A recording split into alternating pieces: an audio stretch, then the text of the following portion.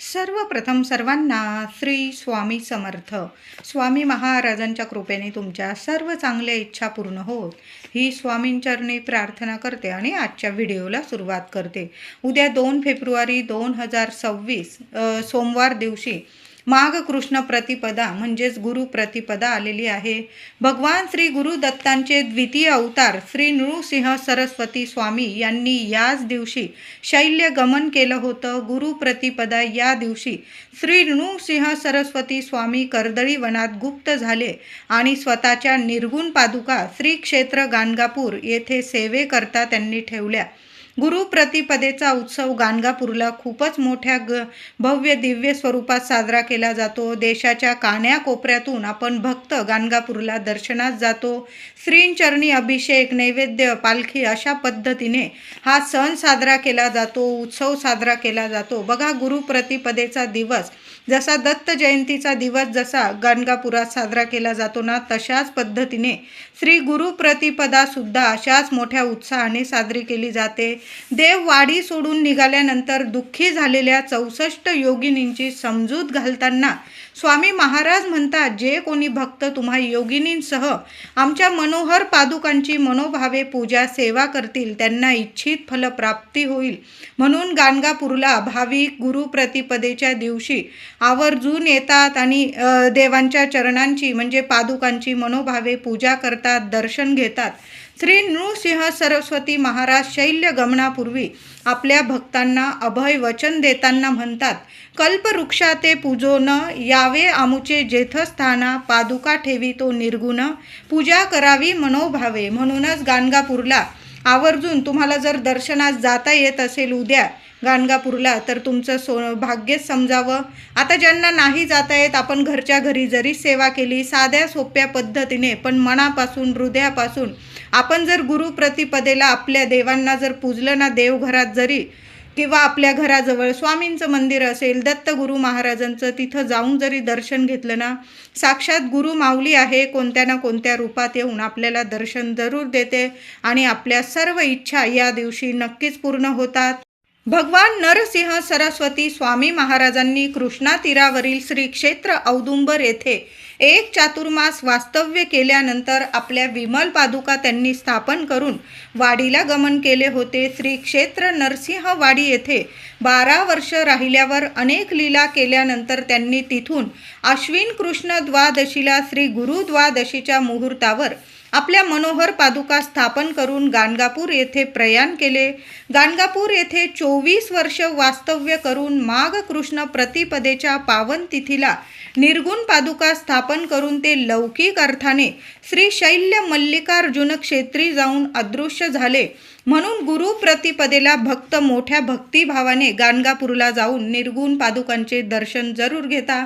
आता आपल्याला जर गाणगापूरला जाता येत नसेल, घराजवळ स्वामींचं मठ असेल, मंदिर असेल, उद्या स्वामींच्या पादुकांचं दर्शन जरूर घ्या. दत्तगुरु महाराज आहे, आपल्याला दर्शन जरूर देतील आणि आपल्याला फलप्राप्ती जरूर होईल. घराजवळ जर शिव मंदिर जरी असेल ना, उद्या सोमवार आहे, सर्वांनी शिवशंकरांच्या शिवपिंडीवर पाण्याने अभिषेक करा, दुधाने अभिषेक करा, एक बेलपत्र उद्या जरूर आवर्जून अर्पण करा महादेवांना. बघा, इतकी कृपा होईल. जे काही नकारात्मकता असेल तुमच्या आजूबाजू, जी काही बाधा असेल, विकार असेल, आरोग्य नीट नसेल, आर्थिक अडचणी असेल, जगातलं कितीही मोठं संकट असू दे, उद्या सोमवार आणि गुरु प्रतिपदा जी व्यक्ती शिवशंकरांच्या मंदिरात जाऊन अभिषेक करेल, बेल फूल अर्पण करेल, एखादा दिवा लावता आला शिवशंकरांच्या मंदिरात तर जरूर आवर्जून गाईच्या तुपाचा दिवा महिलांनो, दादांनो जरूर लावा. मुलांच्या आयुष्यात अडचणी असतील, मुलांकडून लावून घ्या. एखाद्या कोपऱ्यात जरी लावला, महादेवांच्या मंदिराच्या दाराशी जरी लावलात ना तरीही चालेल. तुम्ही खाली हात घरी येणार नाही एवढं तर नक्कीच सांगते. त्याचबरोबर उद्या स्वामींचं दर्शन घ्यायचं आहे, दत्तगुरु महाराजांचं दर्शन घ्यायचं आहे. नाहीच मंदिर घराजवळ तुमच्या तर एखादं उंबराचं झाड तर असेल, तिथं जाऊन जरी स्पर्श करून आलोत आपण तरीही सर्व इच्छा नक्कीच पूर्ण होणार आहे. एखादा दिवा लावता आला उंबराच्या झाडाखाली जरूर लावा. थोडंसं दूध अर्पण करा, दूध पाणी अर्पण करा उंबराच्या मुळाशी. एखादा दिवा लावा, एखादा गुळाचा खडा उंबराच्या झाडाखाली जरूर ठेवण्या. तिथले किडे मुंगे जसा जसा तो गुळाचा खडा खातील तशी तशी दत्तगुरू महाराजांची इतकी कृपा होईल की कितीही नकारात्मकता असू द्या तुमच्या आयुष्यात, कोणी विनाकारण त्रास देत असेल, बाधा असेल कुठलीही बाधा असू द्या, नकारात्मकता असू द्या, आर्थिक अडचणी असू द्या, जगातलं कितीही मोठं कठीण तुमची समस्या असेल त्यातून मार्ग नक्कीच मिळेल. म्हणून उंबराची सुद्धा ही सेवा करा. देवळात जायचं आहे, उद्या सर्वांनी देवळात जा. उद्या महिलांनो देवघरात संध्याकाळी जरी नैवेद्य केला ना चालेल. वालाच्या शेंगा म्हणजेच आपल्याला घेवड्याच्या शेंगांचा नैवेद्य जरूर दाखवायचा आहे. वरण भात भाजी पोळी, घेवड्याच्या शेंगा, काहीतरी गोडाचा शिरा वगैरे असा नीट छान असा नैवेद्य जरूर दाखवा. संध्याकाळी जरी दाखवला ना चालेल, पण घेवड्याच्या शेंगांची जी महिला आपल्या देवघरात दत्त जयंतीला गुरुप्रतिपदेला नैवेद्य दाखवते ना, तिच्या 100 पिढ्यांचं दुःख दारिद्र्य जरूर निवारण होतं आणि तिचे लेकरं बाळं राजयोगात म्हणजे राहतात. कायम त्यांना लक्ष्मी प्रसन्न राहते. कधीच कशाला लक्ष्मी माता त्यांना कमी पडू देत नाही. अखंड लक्ष्मी त्यांच्या घरात निवास करते, स्थिर स्वरूपात वास करते. म्हणून महिलांनो उद्या घेवड्याच्या शेंगांची नाही कांदा लसूण तुम्हाला टाकायचं ना, अगदी नुसती तेलावर थोडं तिखट मीठ मोहरी जिऱ्याची फोडणी वगैरे देऊन तुम्ही साधी जरी भाजी केली ना चालेल, पण छान असा देवांना उद्या नैवेद्य घेवड्याच्या भाजीचा नैवेद्य जरूर दाखवा. गोडाचा नैवेद्य काहीतरी केला तुम्ही, शिरा वगैरे बनवा. तुम्हाला खीर बनवायची, खीर बनवू शकता. जो नैवेद्य दाखवायचा तो दाखवा. फक्त नैवेद्यात घेवड्याच्या शेंगांची भाजी जरूर बनवा.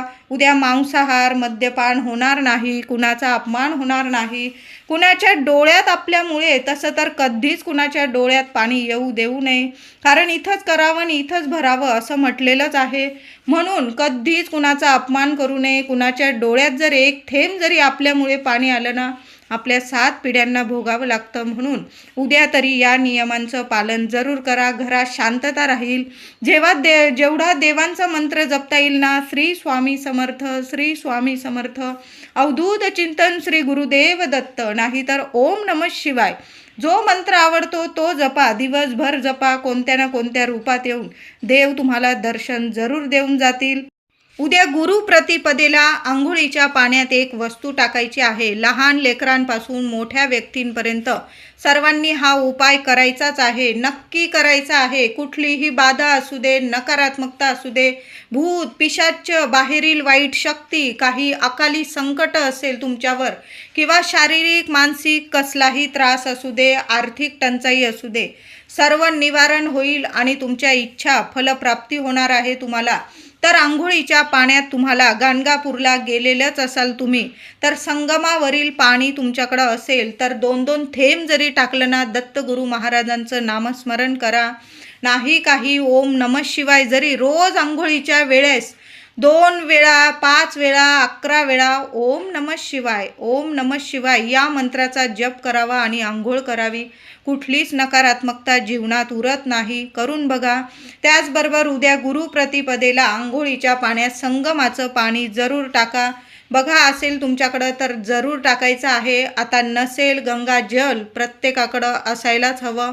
लहान का होईना बॉटल घेऊन या आणि गंगेचं पाणी जरी तुम्ही टाकलं ना तरीही चालेल. तुम्ही तीर्थक्षेत्री जर असाल तर सोन्याहून पिवळं, नसाल घरच्या घरीसुद्धा हा उपाय करू शकतो. लहान लेकरांना पण संगमाचं पाणी 2 थेंब का होईना आंघोळीच्या पाण्यात टाका आणि मग आंघोळ करायची आहे. मुलांना पण त्या चांगल्या पाण्याने आंघोळ घाला. चांगले अनुभव येतील. दत्तगुरू महाराजांचं माऊलीचं नामस्मरण करा आणि आंघोळीचा हा उपाय जरूर करायचा आहे सर्वांनी. त्याचबरोबर उद्या गुरुप्रतिपदा, गाईला सुद्धा एक नैवेद्य खाऊ घालायचा आहे. दत्त माऊलींची इतकी कृपा होईल की काही मागायलाच राहणार नाही. घराजवळ गाय असेल किंवा बघा शोधा मिळून जाईल. कुत्र्याला सुद्धा उद्या ताजी चपाती खाऊ घालायची आहे. त्याचबरोबर गोमातेला ताजी चपाती घ्या. पहिली ताजी चपाती घ्यायची, त्याला गाईचं तूप लावायचं आहे, थोडासा गूळ ठेवा त्यावर आणि स्वतःच्या हाताने खाऊ घालायचं आहे. काही ना काही अडचणी तुमच्यासमोर निर्माण होत आहे, तर काय करायचं, मुठभर चणा डाळ 1 तासासाठी भिजवून घ्यायची आहे.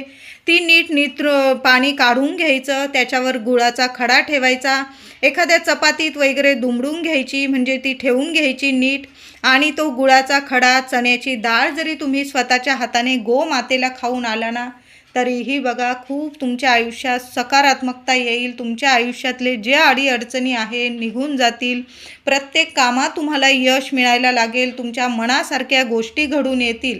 कितीही कठीण इच्छा असू द्या, पूर्ण नक्की होईल. म्हणून गोमातेची ही सेवा जरूर करा. त्याचबरोबर उद्या कुत्र्याला सुद्धा तेल लावून चपाती खाऊ घालायची आहे. गोड जास्त नाही खाऊ घातलं कुत्र्याला तरीही चालेल, साधी चपाती घ्या. आता तुम्हाला नाही तुम्ही बाहेर गेलेला आहात, तुमच्याकडं नाही चपाती वगैरे, तर मग तुम्ही जर गाईला गोमातेला नैवेद्य द्यायला जात असाल ना, तेव्हाच कुत्र्यासाठी जरी तुम्ही नैवेद्य घेऊन गेला ना तरीही चालेल. गोमातेला खाऊ घाला, कुत्र्याला खाऊ घाला. आता नाही तुमच्याजवळ नैवेद्य, साधे बिस्किट जरी घेऊन तुम्ही 5 रुपयाचे 10 रुपयाचे कुत्र्यांना खाऊ घातले ना, जेवढे कुत्रे मिळतील त्यांना 1 2 बिस्किटं खाऊ घालायचे आहे. बघा, दत्तगुरू महाराज तुमच्या इच्छा नक्कीच पूर्ण करतील. प्रत्येक क्षणी तुमच्या पाठीशी उभे राहतील. प्रत्येक समस्यांवर तुम्हाला मार्ग काढून देतील. म्हणून गोमातेची पण सेवा करा.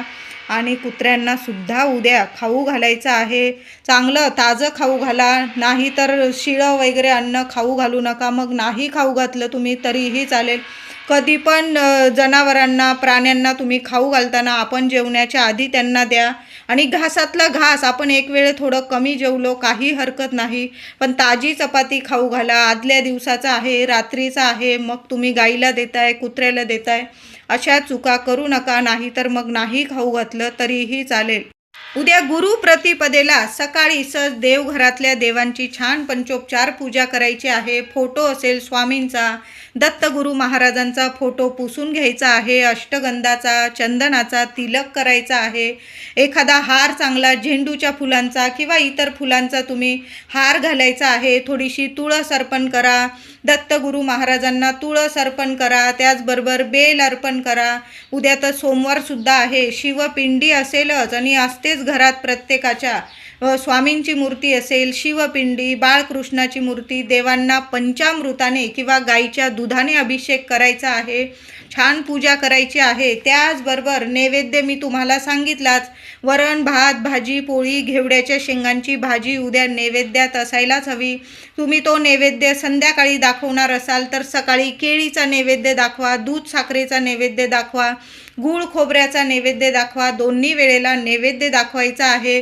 साधी भाजी भाकरी जरी केलेली असेल ना सकाळी महिलांनो, पण नैवेद्य दाखवा आणि मग जेवण करायचं आहे. काही ठिकाणी बऱ्याच महिला दादा उपवाससुद्धा करतात. तुम्ही उपवास करत असाल तर करू शकता. नाही जमत, साध्या सोप्या पद्धतीने आपण गुरुप्रतिपदेला पूजा केली, देवघरात एक अखंड दिवा लावून ठेवला, भाजी भाकरीचा नैवेद्य दाखवला किंवा संध्याकाळी भाजी भाकरी, घेवड्याची भाजी, काहीतरी गोडाचा नैवेद्य, साध्या सोप्या पद्धतीने पूजा करायची आहे. उद्या गुरुचरित्रातील हे 2 अध्याय वाचायचे आहे. महिलांनो, दादांनो, फक्त 12 ते 12:30 या वेळात वाचू नका. ही दत्तगुरू महाराजांची भिक्षेची वेळ असते. या वेळात करू नका सेवा. या वेळात तुम्हाला काही मागायचं असेल तर देवघरासमोर जरूर देवांना हात जोडून प्रार्थना करा, तुमच्या इच्छा सांगा. आता 51 आणि 52 हे 2 अध्याय गुरुचरित्रातील वाचायचे आहे. पहाटे 4 वाजेपासून संध्याकाळी 4 वाजेपर्यंत तुम्ही केव्हाही वाचू शकता. शांततेत मुलाबाळांचा आवरून घ्या. महिलांनो, वाचायचं म्हणून नाही वाचायचं, आपल्याला एकदम मनापासून वाचायचं आहे. शब्द आपल्याला कळला पाहिजे, मनापर्यंत पोहोचला पाहिजे, आपल्या वास्तूला सुद्धा ऐकलं गेलं पाहिजे. एवढ्या तरी मोठ्या स्वरात वाचायचं आहे. जेव्हा पण अशा शुभ तिथींना आपण आपल्या देवांची सेवा करतो ना, आपल्या वास्तूला थोडं का होईना मोठ्या स्वरात वाचावं.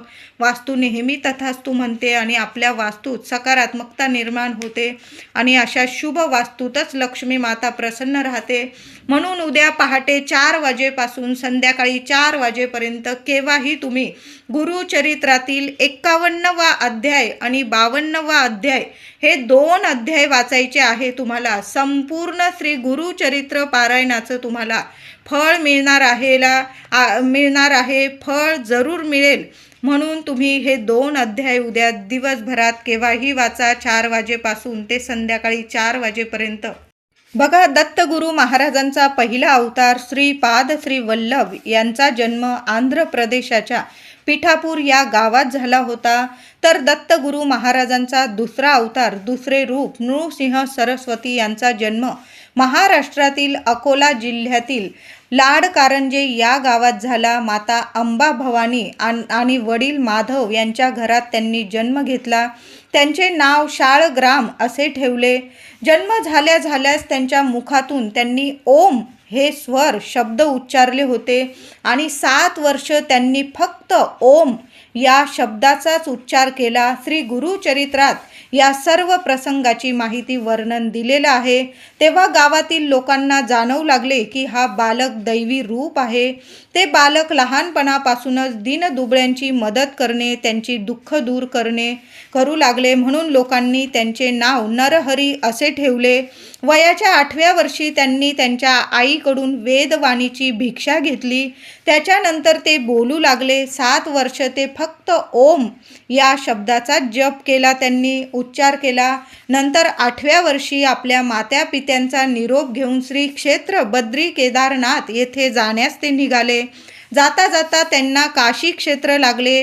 काशी क्षेत्रामध्ये त्यांना कृष्ण सरस्वती या वृद्ध संन्यासींची त्यांची भेट झाली. त्यांच्याकडून दीक्षा घेऊन त्यांचं नाव नृसिंह सरस्वती असं ठेवण्यात आलं. गुरुचरित्राचे पारायण करणारे सर्वांना ही माहिती आहेच.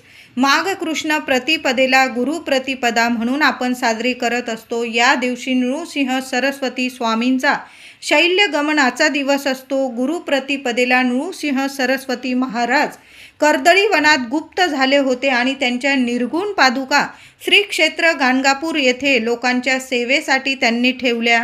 नृसिंह सरस्वती कर्दळीवनी गुप्त झाले आणि श्री स्वामी समर्थ महाराज प्रगटले. बघा, उद्या स्वामींचं दर्शन घ्या. आपल्या घराजवळ शिवशंकरांचं मंदिर असेल तिथं जाऊन सुद्धा दर्शन घ्या. प्रत्येकाने उद्या उंबराच्या झाडाखाली सुद्धा एक दिवा लावायचा आहे. शिवपिंडीजवळ एखाद्या कोपऱ्यात जरी एक दिवा लावला ना गाईच्या तुपाचा, खूप छान अनुभव येतील तुम्हाला. उद्या मंदिरात जाताना स्वामींच्या दर्शनाला, दत्तगुरू माऊलींच्या दर्शनाला जात असाल, बरोबर जाताना एक नारळ घेऊन जायचं आहे. दोन्ही हातात ते नारळ पकडायचं आहे आणि तुमची इच्छा बोला. तुम्हाला काय हवं नको, काय समस्या आहे, आपण मागायचं तरी कोणाकडं? आपल्या इच्छा, आपल्या समस्या सांगायच्या तरी कोणाला? लोकांना सांगण्यापेक्षा आपल्या गुरु माऊलींकडं आपलं मन मोकळं करायचं आहे. नारळ अर्पण करायचं आहे. तुम्ही खाली हात घरी येणार नाही. एक नारळ प्रत्येकाने, एका घराकडून एक नारळ, कुटुंबाकडून एक नारळ, श्रीफळ नक्की आपल्या देवांना चरणाशी अर्पण करायचं आहे. दत्तगुरू महाराजांचं मंदिर असेल, स्वामींचं, गजानन माऊलींचं, माय माऊली आपली एकच आहे. गणपती बाप्पा जरी असतील, म्हणजे गणपती बाप्पांचं जरी मंदिर असेल, दत्तगुरू महाराजांचं जवळ मंदिर नसेल, स्वामींचा मठ जवळ नसेल, जे मंदिर असेल, माय माऊली आपली एकच आहे.